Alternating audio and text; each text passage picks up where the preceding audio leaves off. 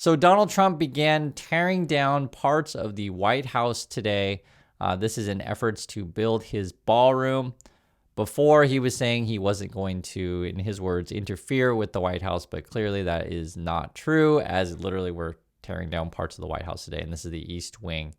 Now, while we're doing that, that's Trump's plan, we're going to send troops to Portland, Oregon. That's my hometown. So Trump's plan is use the military on your own people, tear down parts of the White House. So basically, you're attacking America, burning down America.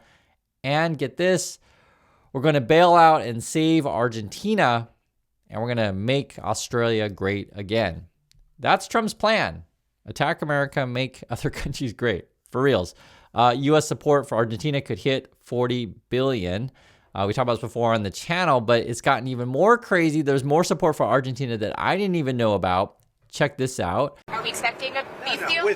I assume you're talking about beef. Yeah, to get beef prices down. The only price we have that's high is beef, and we'll get that down. And one of the things we're thinking about doing is beef from Argentina. But my question is, what do you have to say to U.S. farmers who feel that the deal is benefiting Argentina more than it is them, they are Argentina's fighting for its life, young lady. You don't know anything about it. They're fighting for their life. Nothing's benefiting Argentina. They're fighting for their life. You understand what that means? They have no money. They have no anything. They're fighting so hard to survive. If I can help them survive in a free world, I happen to like the president of Argentina. I think he's trying to do the best he can, but don't make it sound like they're doing great. They are dying. All right? They're dying.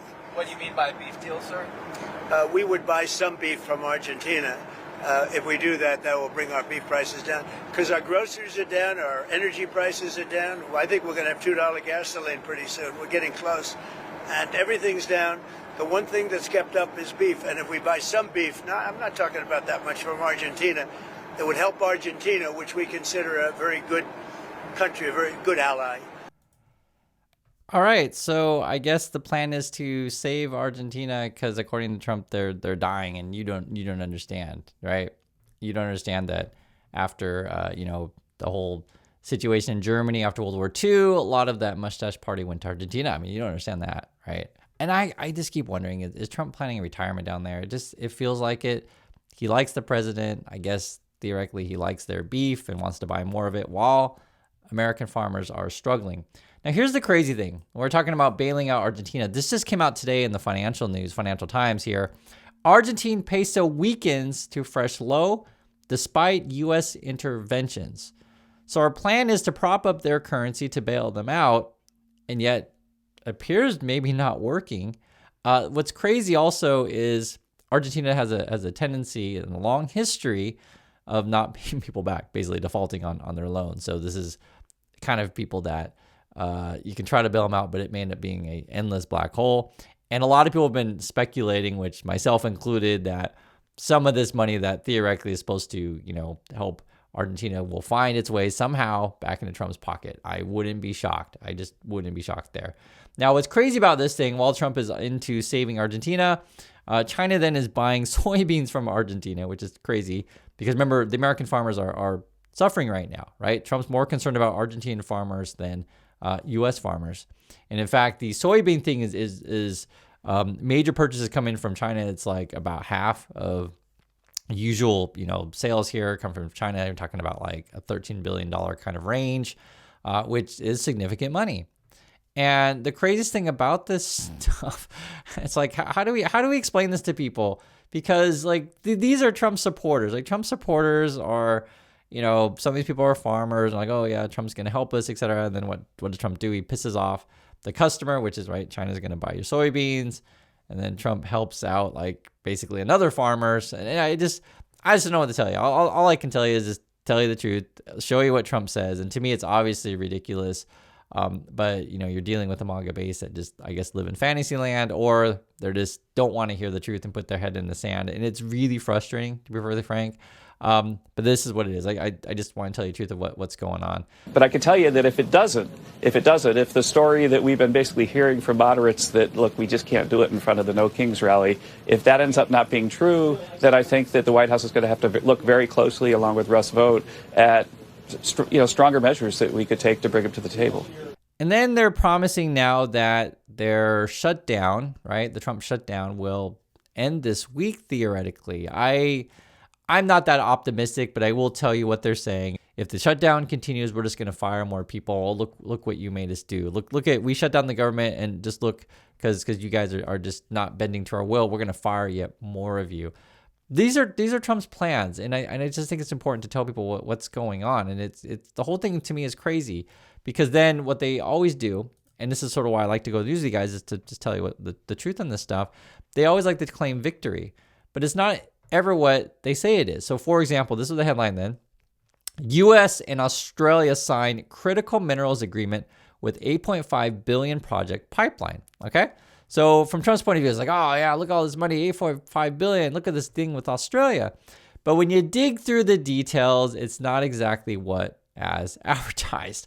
And in fact, a lot of this investment will go to Australia, which is kind of interesting here. It says, I'll read it. It says, President Donald Trump and Australian Prime Minister Anthony Albanese signed an agreement on critical minerals that Albanese said includes plans for projects worth a total of up to, so we don't actually know the title of this. It could be up to that, 8.5 billion.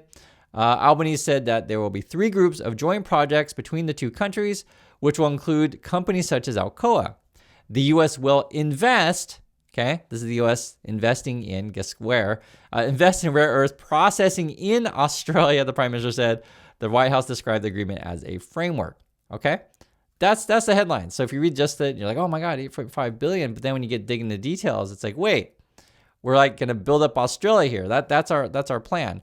And then you dig through more through it if you like. And it turns out that, they're saying, hey, we're going to try to get some loans. We're going to try some financing. Basically, no one has any money, but we're going to try to figure out how to get the money. And then we're going to just pump up the numbers and just pretend like we have it, even though, again, we're looking for financing. And then the plan is to build up Australia. That's our plan. And here's another one. One of Trump's people says, the experts are silent after gas just dropped to or below $2 a gallon in multiple areas, averaging $2.99 countrywide. Okay, so I always look into this stuff because I'm kind of curious. This is the headlines then. Gas prices have fallen to their lowest level, October level since 2020. Will they go lower? So according to Gas Buddy, prices are about $2.98. According to AAA, it is $3.04. And then as it turns out, OPEC increased production for much of the year. So that's essentially why you see gas prices falling. Trump will claim all sorts of credit. Now, theoretically, because you never know for sure what Trump is up to, theoretically, he made some sort of promises with the Middle East and OPEC, and they decided to produce more. But I'm sure we're giving up something, and I'm sure there's some sort of money going into Trump's pocket. Some of the stuff we could be up, just for example, is there has been talk of more chip production in the Middle East, right? So when Trump is promising you, all these jobs and all this great stuff in USA, seriously, like more chip production, say, in the Middle East, building up Argentina, building up Australia, and tearing down the White House. That's his plan. And then if you call him out on whatever, hypocritical stuff that he says, he'll sick the feds on you. And this is an interesting example here. James Comey wants vindictive case dropped and Trump's prosecutor disqualified. So basically, all right, Trump sicks people on he doesn't like it. And if you call him out, be it the press or, former people in the government, he will, try to get you thrown away, whatever. And he'll always do this. This is Trump, do this in unconstitutional or unorthodox ways. You say the word illegal if you want also. Comey's basically making the case that this person was appointed to go after him in a basically illegal way. Let me read it here. It says, former director James Comey on Monday filed motion seeking dismissal of criminal charges against him, arguing that the lawyer President Donald Trump named to prosecute him wasn't properly appointed and that the case was politically motivated. Here's a quote.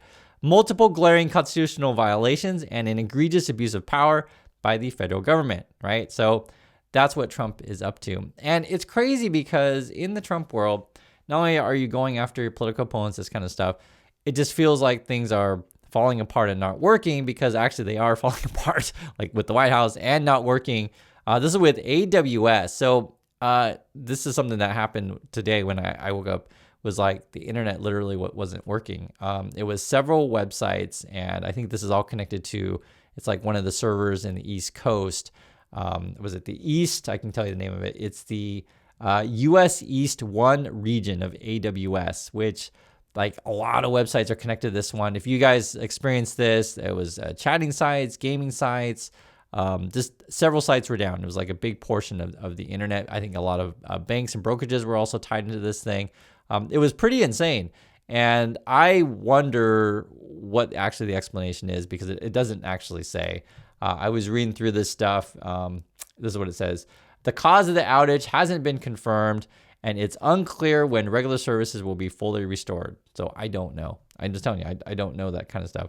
But what's crazy about, like, be it Trump or in this example, Elon Musk, which I'll show you, is often these people like just tell half truths, or they didn't realize like how stupid they look on a daily basis. So for example, Elon Musk is leading a charge these days to boycott Netflix, etc. Yet Elon Musk tweets out stuff with Netflix images in it. So this is a picture of Squid Game. So that's sort of what they do on a daily basis. They expose themselves all the time. But this is the world that we live in. And I know today was particularly frustrating. Guys, I get frustrated too. This whole we're going to save Argentina stuff, or we're going to invest in Australia while tearing down USA. I mean, it's absolutely nuts. My opinion on any of this stuff is just tell people the truth and all this stuff, right? I think that is the best policy. And, truth long run is sustainable. The way that the Trumps and the Musks kind of do, they did try to lie and lie and lie and lie and lie. It's just completely unsustainable, because ultimately you get caught out on it, right? Because, like, for example, if you tell people you're not going to interfere with the White House or touch the White House, and then literally you can see it, tearing it down, you quickly lose credibility. And you do that over time. You got a history of this stuff. There's just no way you can sustain that, So that's my thoughts on this stuff. Midterms are coming. Let's get some more honesty and better leadership back into the administration and start working for the American people. That's my thoughts on this stuff. Thank you for your time, and I'll catch you on the next video.